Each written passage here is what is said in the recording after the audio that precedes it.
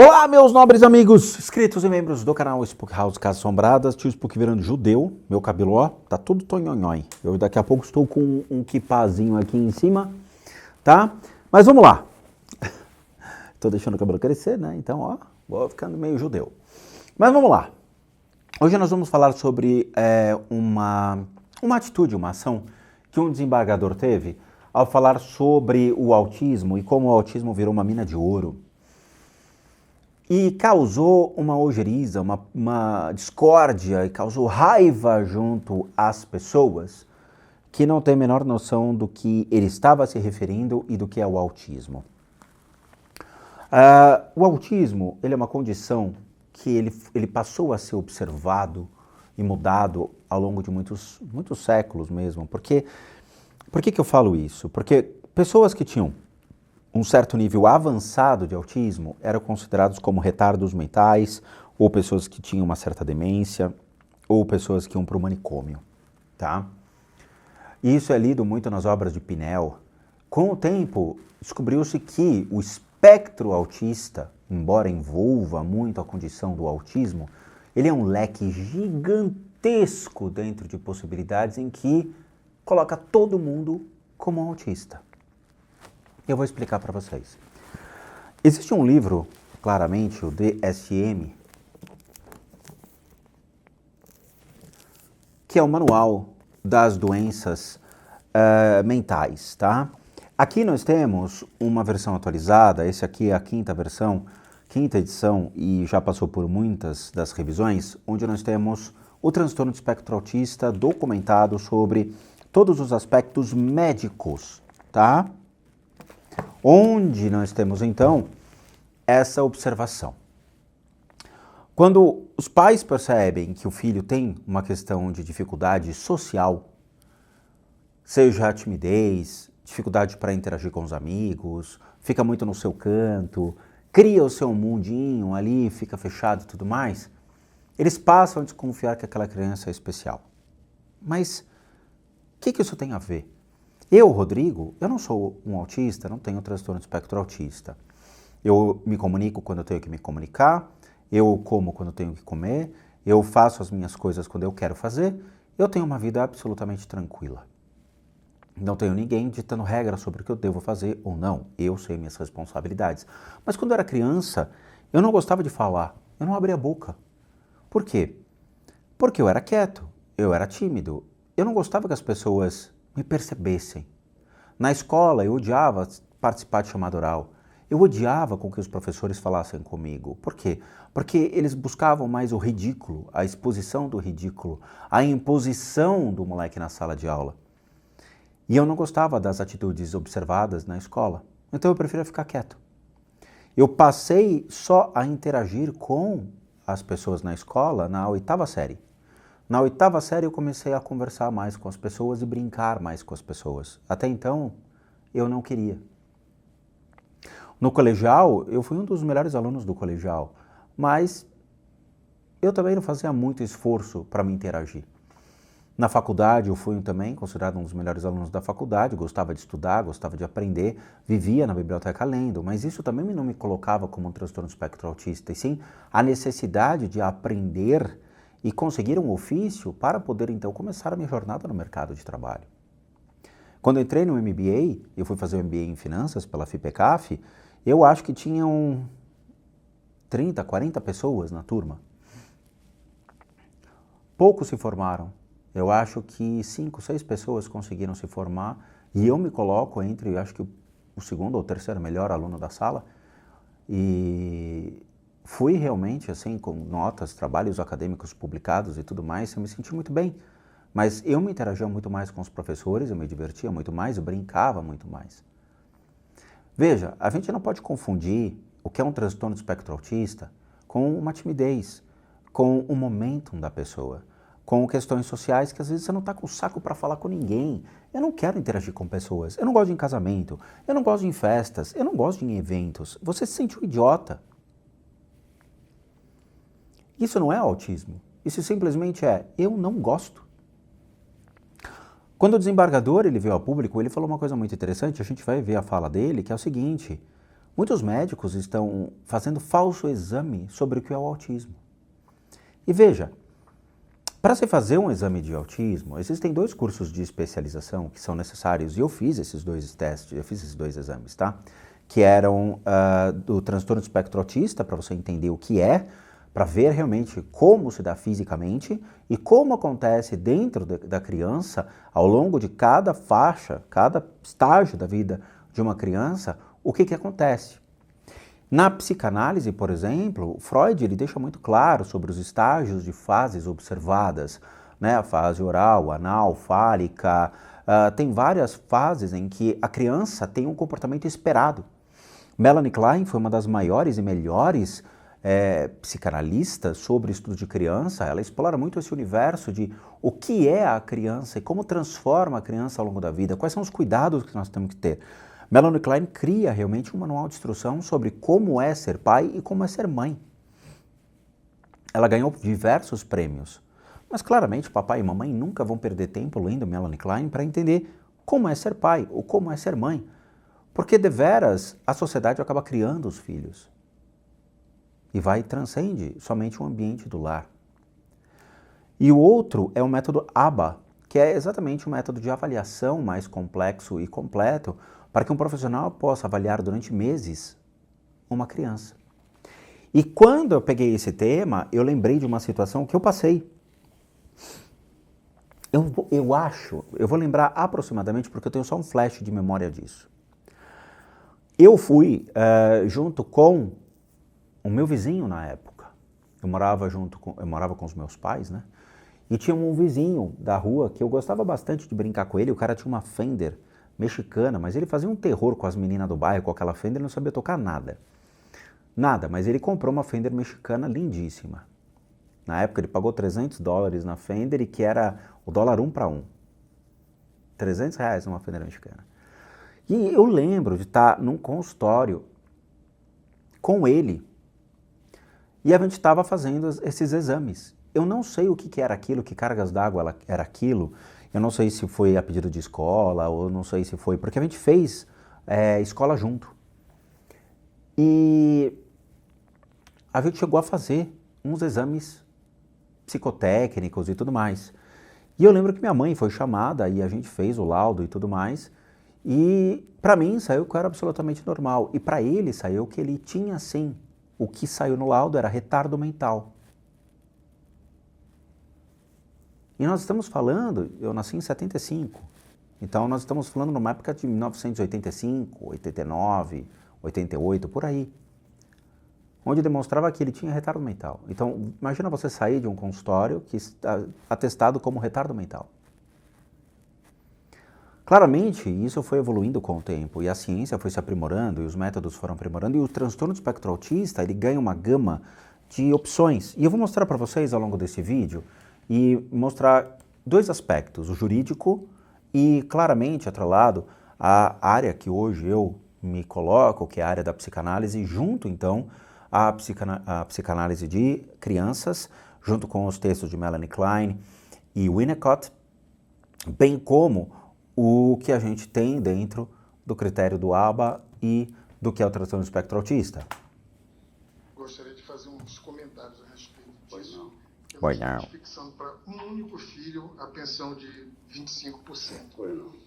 Doutora Juliana, isso foi a maior pensão que já foi fixada desde que se permitisse de pensão fixada em termos de percentuais.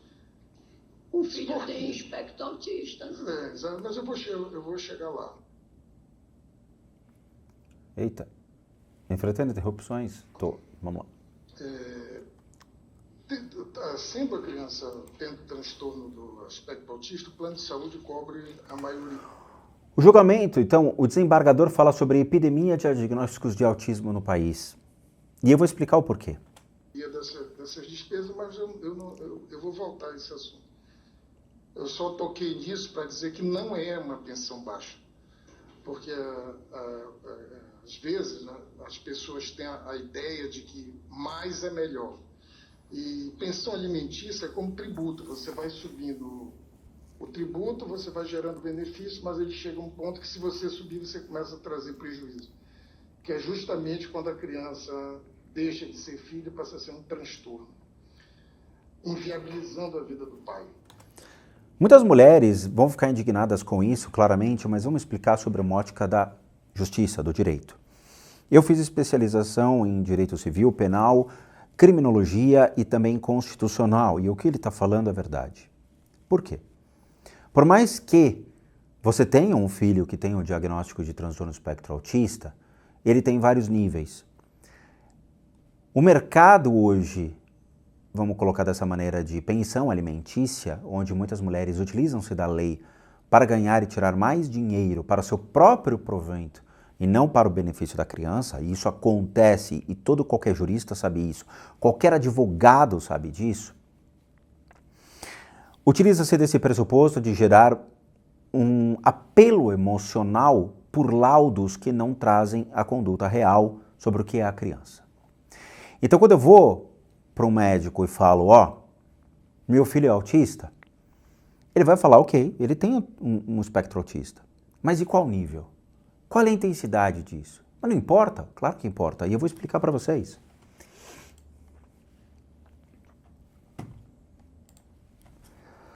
Existem vários níveis, tá? Eu resumi aqui o DSM-5 exatamente aqui, tá? Então, o que nós temos? Dificuldades de interação social. Presta atenção em você que está vendo esse vídeo. Dificuldade em entender sinais sociais, como expressões faciais e tom de voz, e iniciar e manter conversas. Veja, às vezes os únicos sinais que a gente entende é o sinal do ou só. Então, a maioria das pessoas tem dificuldades de entender sinais, como expressões faciais, tom de voz e manter conversas. Sim, por quê? Porque nós criamos uma sociedade introspectiva. Imagina isso no Japão. O Japão é o país, então, do transtorno espectro autista. Todo mundo que nasce no Japão já nasce autista. Por quê? Porque eles têm todos os sintomas. Veja, nós temos esses sintomas sociais desde que nascemos. Você pode vir a ser uma criança extremamente imperativa. Com o passar do tempo, você pode se fechar. Você pode se isolar. Então, você tem dificuldade de entender sinais sociais? Claro que nós temos. Expressões faciais e tom de voz.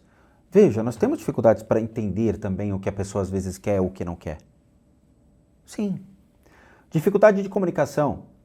Atrasos na fala, dificuldade de expressar ideias e sentimentos. Toda criança tem isso. Presta atenção, toda criança tem isso. Por quê? Porque ela não tem o vocabulário. Ela não tem conhecimento de nada. Ela só conhece aquilo que envolve a internet, a pesquisa que ela faz na internet e o seu quadrado. A grande maioria do brasileiro nem saiu do território nacional. Então veja, atrasos na fala. Às vezes nós entramos em um descompasso entre falar e pensar.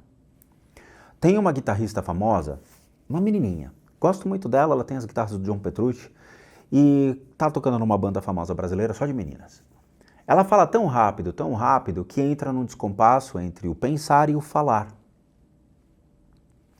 Por quê? Porque primeiro a gente tem que pensar para depois colocar a fala com base naquilo que nós raciocinamos. Então eu vou interpretar uma ideia, eu vou tirar uma conclusão por meio daquilo que eu tenho de valor dentro daquilo que eu acredito e ressignificar aquilo que estou escutando ou potencializar aquilo que eu estou recebendo. E passar para a pessoa, sim, eu concordo, não, eu não concordo, não, tem viés, qual é o viés, e colocar adendos. A grande maioria não tem isso. Dificuldade de expressar ideias e sentimentos.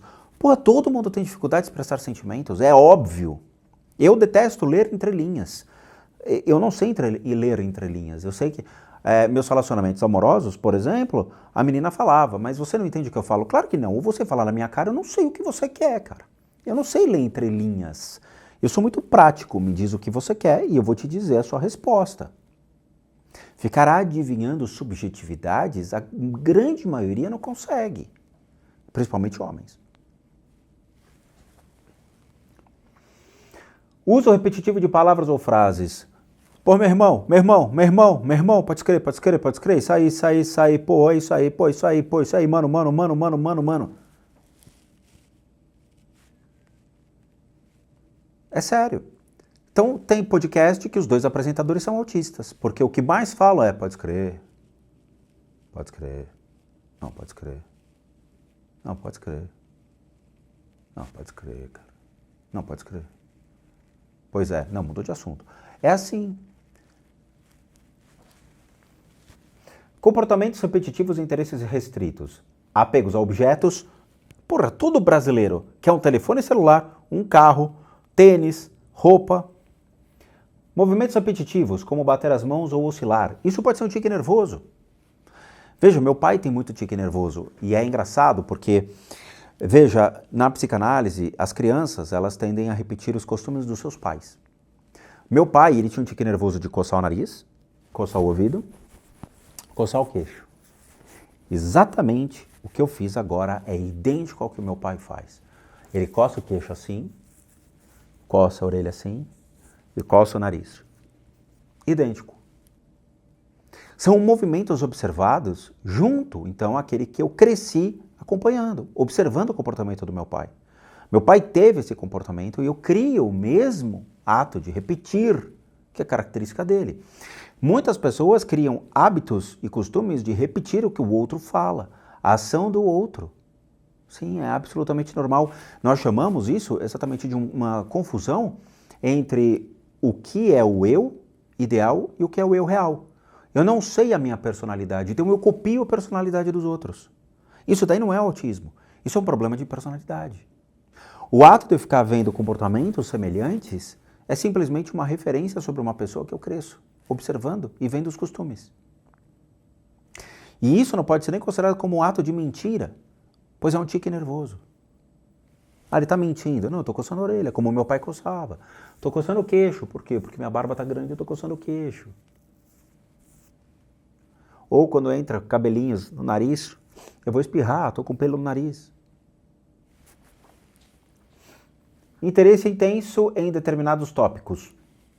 A grande maioria do povo brasileiro é putaria. Sensibilidade sensorial, reação excessiva a estímulos sensoriais, como som, luz, cheiros e texturas. Eu, por exemplo, eu detesto luz forte. Eu detesto. Cheiros. Pô, claro, todo mundo tem restrição a cheiros. Ninguém gosta de cheiro de cocô, né? Então, veja, todo mundo sabe quando coloca, por exemplo, uma comida estragada na boca, você tem reação. Então, veja, é tudo muito subjetivo. É muito subjetivo. Níveis de autismo. Então, nós temos 3 níveis que são colocados aqui, tá?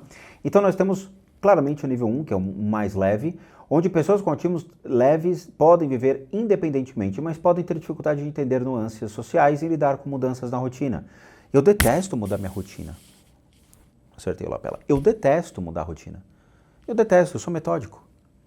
Não gosto de surpresas, não gosto de eventos que venham a estragar o que eu coloco de cronograma. Então, eu tenho que gravar vídeo, me programo para gravar vídeo. Eu tenho que estudar música, boto a guitarra no colo e estudo música. Práticas religiosas. Eu sempre vejo qual é a minha prática que eu vou fazer um dia antes e me programo. Eu detesto coisas que quebrem a minha rotina. Por quê? Porque eu me organizo para poder fazer aquilo que eu tenho que fazer. Então você vê que você se coloca em todos esses níveis e tudo isso aqui você tem um pouco. Nível 2, autismo moderado, tá? Então você tem dificuldade maior para interagir socialmente, que precisa de suporte e para realizar tarefas do dia a dia. Veja, tem gente que sabe fazer certas coisas, tem gente que não sabe. Eu, por exemplo, sou um terror com uma furadeira na mão. Tenho dificuldade para brincar com furadeiras. Eu acabo furando tudo. Então eu tenho que chamar um especialista para furar as paredes. Eu aprendi que tem um negócio da 3M aí que você gruda quadro que está sendo um quebra-galho, uma hora cai. Então, o que é uma tarefa do dia a dia? Será que você tem dificuldade para lavar louça? Você tem dificuldade para fazer a janta? Você tem dificuldade para varrer o chão? Quando a gente fala de transtorno do espectro autista, a gente conhece o extremo mais elevado, que é o que a gente vai ver, que é o nível 3. E aí sim você precisa ter um suporte para tudo, absolutamente tudo. Por quê? Porque a criança, ela fica completamente fechada num universo onde você não entra, você não consegue se comunicar, ela não olha na sua cara, ela fala coisas desconexas, mas ela tem o mundo dela. Ela tem as percepções dela, que são bem diferentes da nossa. São crianças que nascem com, às vezes, problemas de comunicação cerebral, tá? Alguns lóbulos, eles obviamente não recebem o máximo da descarga dos neurônios, falta comunicação entre os lóbulos, às vezes o corpo caloso ele é maior, então ele pode ser maior, pode ser menor, a estrutura do cérebro pode ser um pouco maior, mas não significa que ele seja mais inteligente, e sim que a massa é maior e com a caixa craniana pode ser um pouco maior que a normal. Então tem vários aspectos observados dentro do transtorno do espectro autista em que a gente tem que entender fisicamente se há alguma alteração ou se é simplesmente um desses aspectos. E veja, quando o desembargador ele fala, ele está falando, todo mundo se enquadra nesses aspectos, porque o que ele mais recebe são solicitações desse tipo, para ganhar então o apelo emocional dizendo que a criança tem algo especial. Se eu então faço um laudo médico dizendo, olha, dentro disso, dentro do ABA, tá aqui, ó, ABA, análise comportamental aplicada, que ensina habilidades de diminuir comportamentos desafiadores, terapias de linguagem, intervenções educacionais, e coloco tudo isso, e dentro do, obviamente, o diagnóstico, eu tenho que mostrar que não é uma questão de falar que a família fala, ó, a família falou aqui que ele tem espectro autista. Mas não, a gente tem que fazer todo um laudo que pode levar meses para que realmente o profissional da área da saúde fale. Ele tem sim o nível 3, ele é um nível elevado, ele tem que passar por um acompanhamento médico constante para poder voltar a uma interação social e, quiçá, ter uma escola em que receba pois é uma educação muito mais seletiva, para que ele possa então continuar sendo educado. Receber os níveis de educação para ingressar numa sociedade. Aí sim, o desembargador olha e fala, mediante ao laudo médico competente, a uma estrutura de profissionais da área que vão avaliar e vão condicionar aquele método, falar, ele sim é um autismo nível 3 e tem muita dificuldade para interagir, eu posso dar uma educação especial, mas comida especial eu acredito que não vá ser necessária, mas uma escola especial que seja mais cara, que possa vir então a colocar aquela criança numa sociedade. Perfeito. Enquanto isso, os laudos eles são superficiais, quiçá são laudos, simplesmente demonstra falando, a criança tem autismo, porque todos nós temos um dos níveis. E é isso que eu falo para vocês, existe uma banalização do que é o espectro autista. Por exemplo, eu vou falar para vocês, eu cheguei a namorar uma menina, me arrependi muito, mas que ela estava assistindo a um seriado que falava sobre o transtorno do espectro autista. Um dia, estou trabalhando, tal, vendo meus e-mails, tocando um monte de coisa, tal. Passo pela sala, ela está lá. Catatônica. Eu podia soltar um peido do lado dela que não acontecia nada. Tá lá. Fez uma comida, tal, voltei, ela estava lá. Eu olhei e falei, o que você está vendo? Não respondia. Deixa quieto. Prefiro não mexer, deve estar possuída pelo demônio e tal. Saí, voltei, continuou na mesma posição. Eu falei, vou tocar minha vida. Dia seguinte eu fui lá, fucei. Era um seriado de transtorno do espectro autista.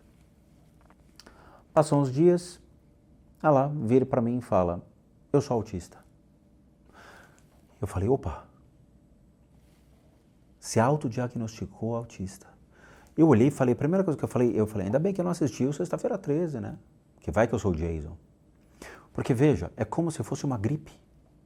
A pessoa se faz um diagnóstico de autismo. É como se ela pegasse uma gripe. Não, sou autista, peguei, eu estava na academia treinando, uma pessoa espirrou do meu lado e eu peguei autismo. Eu falei, não é possível. Agora descemos a um nível mais baixo da humanidade, onde o autismo pega então como uma gripe.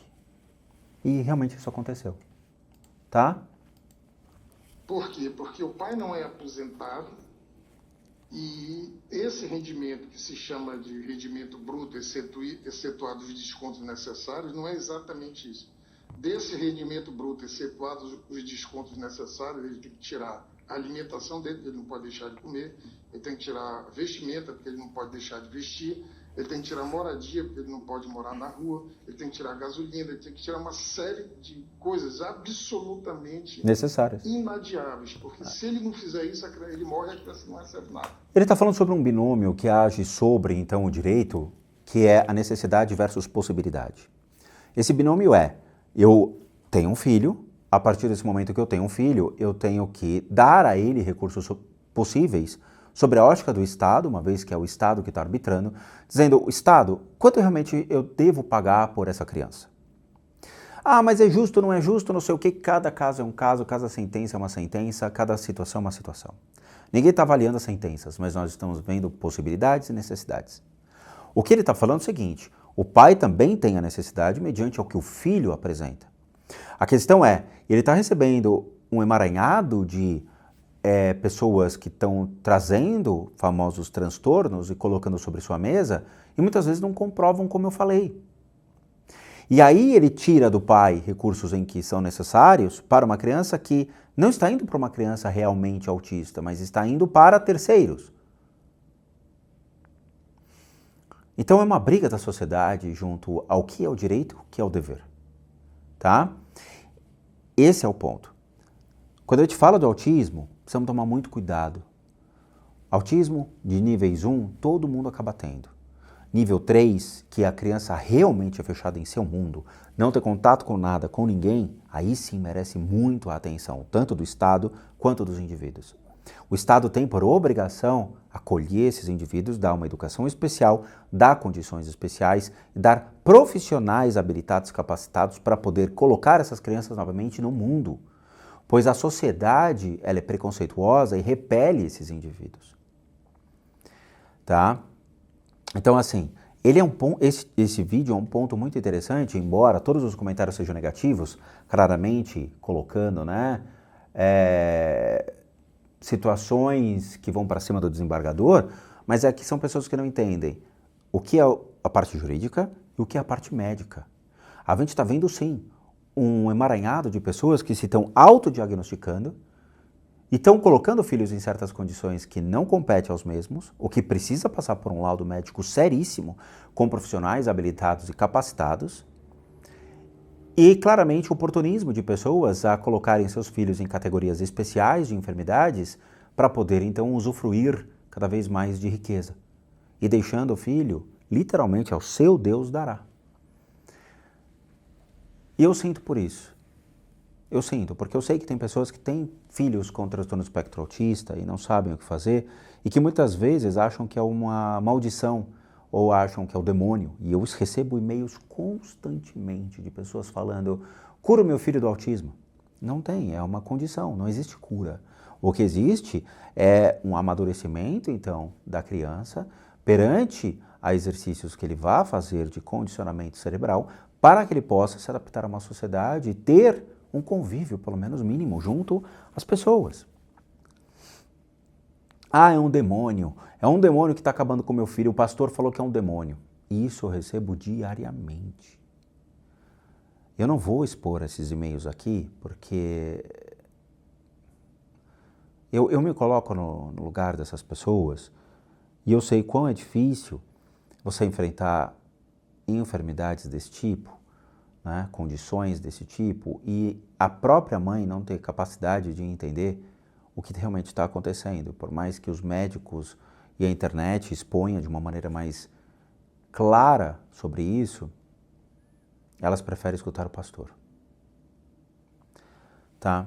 Bom, eu não vou continuar, porque eu acho que tudo aquilo que eu precisava falar, eu já abordei, o resto é tudo parte jurídica, mas a gente tem que entender o que acontece no direito, a gente tem que entender o que acontece dentro das questões médicas para poder avaliar o que realmente é e o que não é, tá bom? Então é isso, eu agradeço a todos, muito obrigado por assistir o vídeo até agora. Como recadinhos finais, ó, vista do meu pai.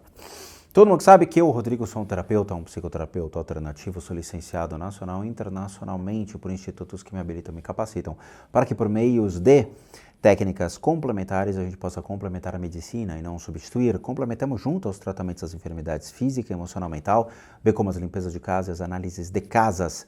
E para aqueles que querem passar por isso, devem encaminhar um e-mail para limpesadecasas@gmail.com e lá vão obter todas as devidas informações, bem como os respectivos valores. Sim, eu cobro porque eu sou um profissional das práticas integrativas complementares. Para aqueles que querem ajudar o canal, nós temos 3 formas de donation, PayPal, seja membro, valeu. Os 3 encontram-se aqui embaixo. Basta você clicar em qualquer uma dessas abinhas, você vai poder doar o valor que você quiser ou puder. E nosso site, casasassombradas.com.br, com muitas coisas legais para vocês. Vejo vocês nos próximos vídeos e bons sustos a todos nós.